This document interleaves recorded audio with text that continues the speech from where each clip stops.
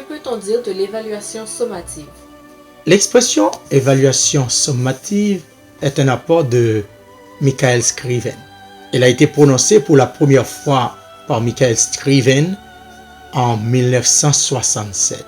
Cependant, c'est Benjamin Bloom en 1971 qui va reprendre cette expression dans son livre Handbook on Formative and Summative Evaluation of Student Learning pour suggérer une évaluation dans les activités d'apprentissage des élèves.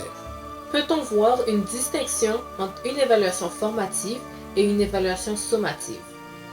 Une évaluation sommative se distingue de l'évaluation formative dans leur fonction. Si l'évaluation formative met l'accent sur la progression de l'élève dans sa démarche d'apprentissage et prépare l'élève à l'évaluation sommative, elle, son but, c'est de vérifier que les acquisitions visées par un programme de formation ont été maîtrisées. Que vise un enseignant dans une évaluation sommative? Dans une évaluation sommative, l'enseignant peut viser soit la connaissance acquise ou la compétence développée. La compétence développée des élèves dans une activité d'apprentissage quelconque.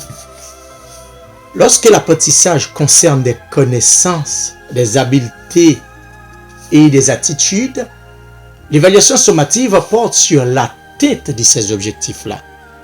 Mais lorsque l'apprentissage concerne des compétences, elle porte sur l'acquisition du savoir-faire.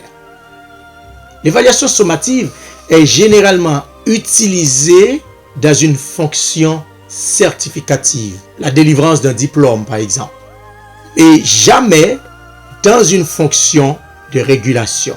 C'est pourquoi elle est appelée évaluation certificative. Quelles sont les différentes fonctions de l'évaluation sommative? L'évaluation sommative peut avoir deux grandes fonctions. L'une est liée à la notion de bilan, où l'évaluation doit certifier la maîtrise des connaissances ou des compétences en vue de prendre la décision relative au classement des élèves sur la base de leur niveau de performance. Cette fonction est applicable surtout dans des écoles. Dans des écoles de niveau préscolaire, fondamental et secondaire, et dans les examens d'État, 9e année fondamentale ou classe terminale, ou à la fin de l'année, l'évaluation sommative fait office de décision de réussite ou d'échec. L'autre fonction est liée à la notion de concours de l'ordre de sélection. C'est comme la jonction de deux cycles d'apprentissage. Quand l'enfant termine son niveau scolaire, pour entrer à l'université, il doit passer un test d'évaluation pour pouvoir sélectionner un certain nombre de personnes pour une nouvelle filière de formation. Et cet objectif doit déboucher sur une décision d'acceptation ou de refus à un niveau supérieur. Donc, on comprend bien, contrairement à l'évaluation formative qui a une fonction pédagogique, l'évaluation sommative a une fonction administrative et sociale. Pourquoi parle-t-on de l'observation objective en évaluation sommative? Ça, c'est une remarque très importante. Une remarque très, très pertinente. Parce qu'au niveau scolaire, ce n'est pas le résultat d'un examen ou une note de bulletin qui constitue le résultat de l'évaluation sommative. C'est un jugement de l'enseignant. Et ce jugement ne doit pas être une impression ou l'intuition de l'enseignant à l'égard de l'élève. Ce jugement doit s'appuyer sur l'observation objective, le comportement et les performances de l'élève en regard à des objectifs du programme. Ce jugement doit être mesurable.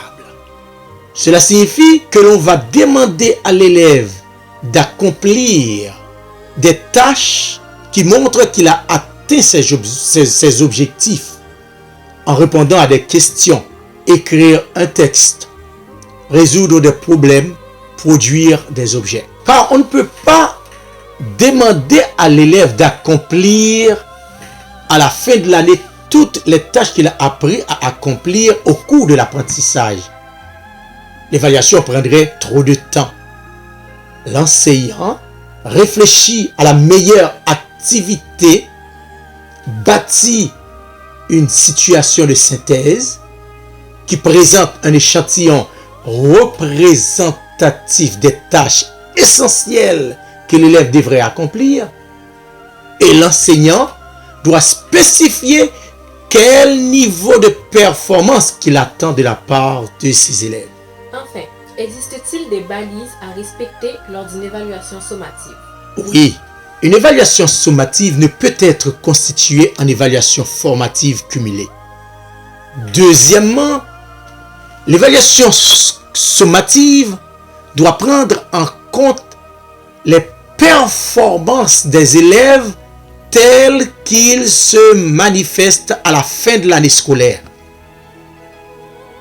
Troisièmement, le jugement de maîtrise porté par l'enseignant lors de l'évaluation sommative doit s'appuyer aussi sur des contenus mesurables du programme de formation tels que les objectifs généraux et les objectifs spécifiques.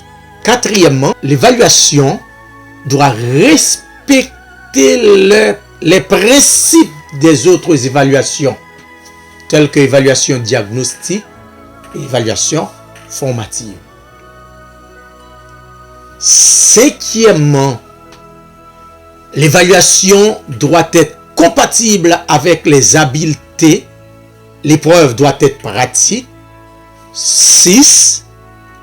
Les tâches à évaluer doivent être pour l'élève un type familier et doivent faire appel exclusivement à des habiletés et à des connaissances qui ont été vues au cours de l'apprentissage. Et 7.